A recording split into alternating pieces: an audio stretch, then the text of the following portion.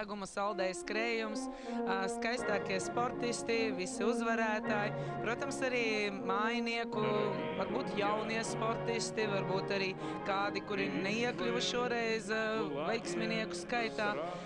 Un kā allaž, katrs organizators kaut ko oriģināli izveido, lai gan uzsāktu, gan noslēgtu šos te paraugu demonstrējumus. Un pat labam mēs jau redzam, ka ir karogu parāde. Vienādi ģērbti sportisti, skaistiem lukturīšiem izslido, pareizi sakot, izslīd ar visiem dalībnieku karogiem. Nu, ja runājam par karogiem, Latvijas karoga nav, diemžēl. Latvijas pārstāvji nestartēja šajā pasaules čempionātā, bija Lietuvas, Igaunijas. Bet runājam par sacensību daļu, tad komandu vērtējumā jāsaka šogad faktiski 8 valsts izcīnīja medaļas, un tāda izteikti līderu valsts nav, jo faktiski 3 valsts izcīnīja pa 2, 4 valsts pa 2 medaļām un 3 attiecīgi pa 3 godalgām. Un šai sakarībā, ja mēs vērtējam zelts kā vērtīgākais celmetāls, tad jāsaka, acīm redzam, 1. un 2. vietu šeit dalīja Kanādas un Japānas izlases, kas izcīnīja pa 1 zelta un sudraba godalgai. 2 medaļas zelts un bronza ASV izlasē, kā tas notika, mēs redzējām vakar deju sacensībās, ar tādu drāmas piegaršu tas viss notika. Un 2 medaļas ir arī Krievijai, sudrabs un bronza. Nu, ņemot vērā, ka tas tika izcīnīts pirmajā medaļas sadalas dienā, varēja likties, ka Krievijai būs vēl kāda medaļa, taču tā nenotika. Nu, 5. vietā ierindojam Vācija ar 1 zeltu, proti pāru sacensībās, 6. vietā Koreja ar 1 sudrabu, un 7. un 8. vietā Ķīnas un Itālijas izlases. Nu, un Itālijas izlases kā izcīnīja vakar bronzu, proti Karolīnu Kostneru, jūs redzējāt. Ja runājam par šī čempionāta kaut kādiem atklājumiem, tad jāatzīst, ka tādi ir, un droši vien lielākie atklājumi un pārsteigumi bija, manuprāt, vīriešu sacensībās, jo pārējās daudz maz medaļniekus varēja kaut cik prognozēt. Un katrā gadījumā vēl viens fakts, ka no 4 sezonas līderiem, respektīvi Grand Prix fināla turnīru uzvarētājiem, uzvaru izcīnīja 3 dalībnieki vai pāri, sauciet kā gribat, no 4. Un vienīgais izņēmums bija sacensības sievietē, kur Alisa Čisnī palika bez medaļas. Bet visās pārējās sacensībās uzvarēja tie paši sportisti, kas uzvarēja sezonas pirmās puses, varētu teikt, tādā starpfinišā, proti Grand Prix finālā. Vēl kāda tendence, protams, ko es tā pavēroju, bija, protams, tas, ka pirmo reizi Ziemeļamerika izcīnīja visas 3 medaļas dejās, kas, dejas vienmēr ir bijis tāds Eiropas monopols, bijušās Padomju Savienības, Anglijas un vēl dažu citu Eiropas valstu pārstāvi. Nu, tad redzam, svaru kausi ir mainījušies, un vēl kāda interesanta detaļa, ka pāri, kas izcīnīja šīs medaļas, ir gados jauni, kas, piemēram, agrāk bija diezgan grūti iedomājams, jo tur parasti ļoti ilgs bija tas ceļš. Jo šeit mēs redzam, ka faktiski pāri, kuriem starp 20-25 izcīna visu goda piedestālu.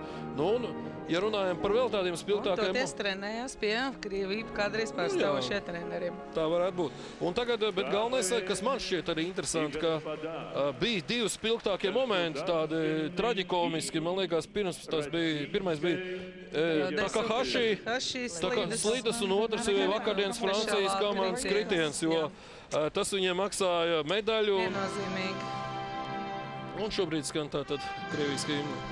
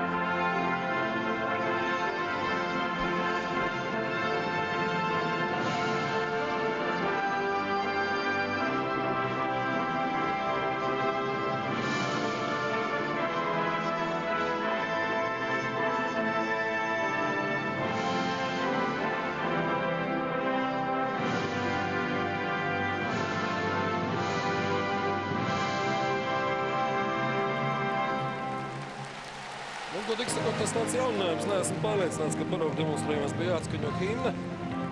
tāda nianse mani novērot šo čempionātu ļoti daudz tāds, parādības, kas Katrs organizators var darīt, kā vēlas. Var, jā, bet, vai vajag, tas ir jautājums, jo šeit tomēr ir paraugu demonstrējums, kas tomēr, manuprāt, ir vairāk tāds neitrāls pasākums.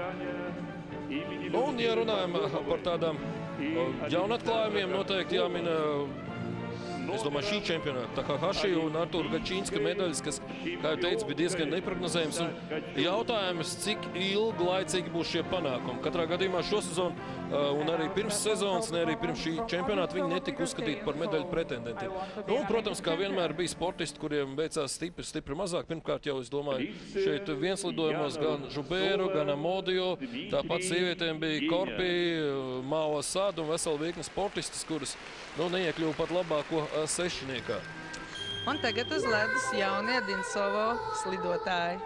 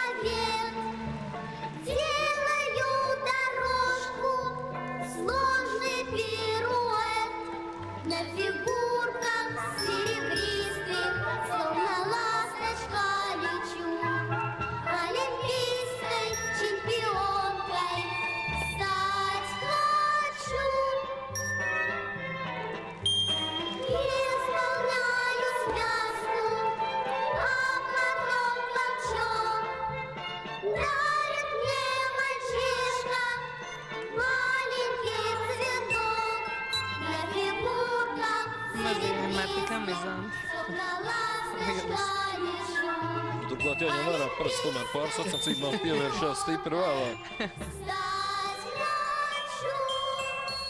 Super.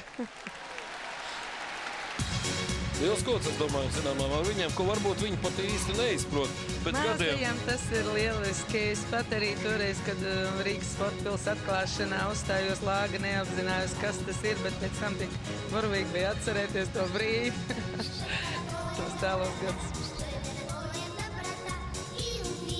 Kā jau teicām, jaunie Odinsovas daļslidotāji. Odinsova piepilsēta pie Maskavas metāla. Ar ļoti spēcīgu daļslidotāju. Jā, ļoti sportiski.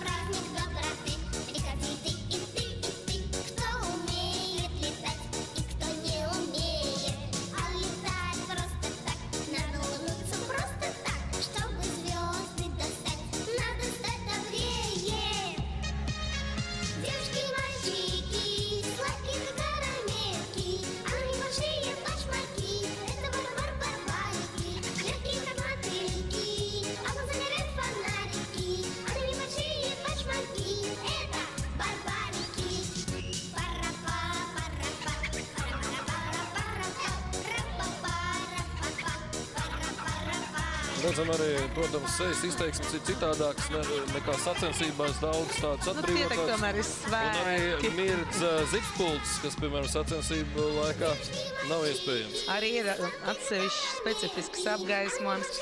Kopš zināmiem laika, jau kādu 10, varbūt mazliet mazāk gadu, obligāts ir ledus apgaismojums, vismaz tā bāzes daļa. Bet, protams, ir arī šie te krāsu starmeši, un tas ar vienmēr izdēļo šos te priekšnesums.